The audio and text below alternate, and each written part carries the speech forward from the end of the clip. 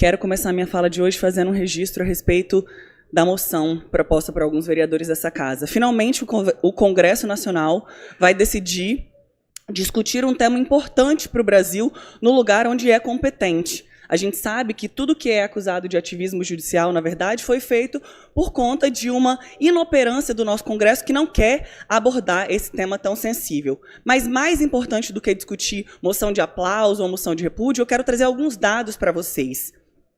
52% das mulheres que relatam ter feito aborto o fizeram antes dos 19 anos. São meninas jovens. 74% são mulheres negras. 25% são evangélicas. 56% são católicas. O aborto é mais comum em mulheres sem escolaridade. Acontecem em condições precárias, sob o risco de consequências legais e pela vida dessas mulheres.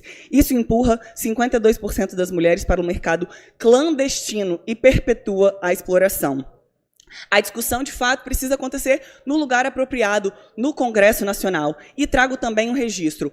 Todos os países que descriminalizaram o aborto diminuíram o índice de aborto, porque a mulher, quando ela tem a orientação correta, ela toma a decisão sem ser pressionada pelo homem, que é o principal motivador dela fazer isso, inclusive, e ninguém discute o aborto paterno, inclusive, que é o abandono na realidade, porque nós temos mais de 5 milhões de crianças sem o nome do pai na identidade, porque para os homens, o aborto é legalizado. É simplesmente não assumir as responsabilidades e dar tchau para aquela mulher que ficou grávida. É uma discussão que precisa, sim, de ser ouvida a decisão brasileira. E a gente precisa entender que é muito importante, além de discutir esse caso, é discutir os abusos sobre os corpos das mulheres. Nesse final de semana, a gente viu um prefeito corretamente expulso pelo Solidariedade dizer que as mulheres precisavam ser castradas. Uma mulher engravida a cada 9 meses, mas um homem pode engravidar várias mulheres durante um dia. E a gente não tem na medicina uma solução de anticoncepcional para os homens, por exemplo. A gente vê mais uma vez a sociedade controlando apenas o corpo das mulheres, injetando hormônios e fazendo ela ter problemas, inclusive de saúde, por conta disso. A gente também viu estudantes de medicina de uma faculdade se colocando seminus, fazendo atos libidinosos numa disputa de jogos escolares, mais uma vez desrespeitando mulheres nesses espaços. É sobre essas questões que eu quero discutir aqui dentro dessa casa. É sobre isso que eu acho que tem que ser a nossa pauta. Além disso, quero fazer o registro tão importante de que mais uma legislação super importante foi sancionada pelo presidente Lula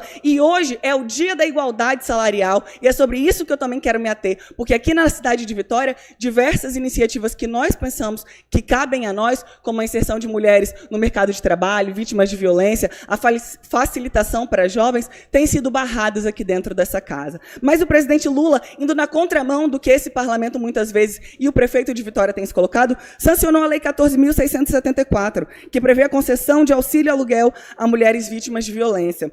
Isso é muito importante. Uma medida que no ano de 2022 é necessária de ser reforçada porque houve crescimento de todas as formas de violência contra a mulher. 1.437 mulheres mortas por feminicídio. 6,1% a mais que 2021. O auxílio é válido para mulheres afastadas do lar em situação de vulnerabilidade e será financiado por estados e municípios com recursos do SUAS, que será enviado. Se soma já as 9 leis voltadas à proteção e o combate à violência e assistência e garantia dos direitos. Que bom que esse tema vai ser discutido no Congresso Nacional, que é o lugar correto para isso, mas eu quero deixar esse registro aqui na Câmara de Vitória. Pela vida das mulheres, o que nós precisamos decidir é como essas mulheres podem se emancipar financeiramente, para que elas não continuem em relacionamentos abusivos, para que, se elas decidirem manter as suas gravidezes, que elas possam ter uma vida digna e não ser punidas, porque a gente também viu aqui no estado do Espírito Santo uma mulher na semana passada tentando uma vaga de emprego e ela foi discriminada porque ela tinha filhos. Façam essas conexões e pensem se, de fato, é discutir o aborto o mais problemático que está sendo feito. Se proibir o aborto, na verdade, é o mais problemático. Se a gente não tem, de fato, outras questões que vão, de fato, impactar na vida das mulheres.